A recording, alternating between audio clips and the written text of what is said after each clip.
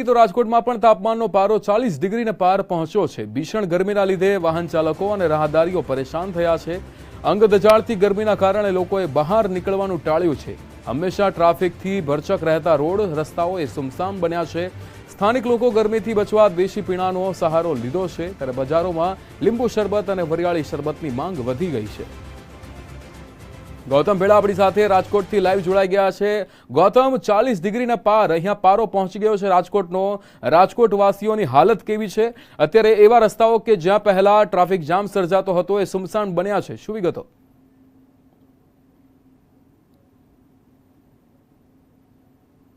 ગરમીને લીધે બપોરના સમયે ખાસ તો લોકો બહાર નીકળવાનું ટાળી રહ્યા છે ને એના લીધે રાજકોટમાં જે ટ્રાફિકથી ભરચક ગણાતા રોડ રસ્તાઓ છે તેમાં અત્યારે એકલ દોકલ વાહન ચાલકો જેમને પણ કામ હોય છે તે જ બહાર નીકળી રહ્યા છે। કામ સિવાય લોકો બહાર નીકળવાનું ટાળી રહ્યા છે।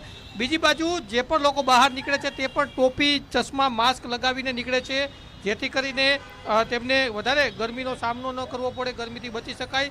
તો બીજી તરફ અત્યારે જે અમે કેકેવી સર્કલ ખાતે પહોંચ્યા છીએ, કાલાવડ રોડ, ત્યાં આ પ્રકારે પાણી, ઠંડા પાણીના પરબ હોય, છાશ વિતરણ હોય, આવું પણ કામ સેવાભાવી સંસ્થાઓ છે તેમના દ્વારા કરવામાં આવી રહ્યું છે। તમારા દ્વારા કેટલા સમયથી આ કામગીરી કરવામાં આવી રહી છે? રાજકોટ જીવરક્ષા ફાઉન્ડેશન ટ્રસ્ટ દ્વારા જે રાજકોટનો જે મુખ્ય માર્ગ કહેવાય છે કેકેવી હોલ, છેલ્લા 4 વર્ષથી જે માણસને 20 રૂપિયાની બોટલ લેવી હોય ત્યારે પણ માણસ વિચાર કરે છે, ત્યારે 47 ડિગ્રી તાપમાનની અંદર રાજકોટ જીવરક્ષા ફાઉન્ડેશન ટ્રસ્ટ દ્વારા પાણીનું પરબ બનાવવામાં આવ્યું છે, જે અત્યારે રોજના 125 જગ 20 લીટરના કે જે 2500 લીટર પાણીનો વપરાશ રાહતદારો, રિક્ષાદારો કે અનેક લોકો કરી રહ્યા છે। આગામી દિવસોમાં કે જે રાજકોટના મુખ્ય માર્ગ KKV hall, Indira circle, Mavdi ચોકડી, નાણાવટી ચોક, હોસ્પિટલ ચોક, ભક્તિનગર સર્કલ, જે રાજકોટના મુખ્ય માર્ગ પર આવતા વર્ષે જીવરક્ષા ફાઉન્ડેશન ટ્રસ્ટ પાણીના પરબ બનાવવા જઈ રહ્યું છે।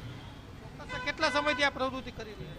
જીવરક્ષા ફાઉન્ડેશન ટ્રસ્ટ છેલ્લા 5 વર્ષથી આ અવિરત કાર્ય કરી રહ્યું છે। બપોરે 2:30 વાગ્યાથી 3 વાગ્યા સુધી જે 2000 લોકોથી વધારે લોકો છાશનો પણ લાભ લઈ રહ્યા છે। છાશ એટલે કે હાશ, માણસને એક ટાઢો અને હાશકારો થઈ જાય।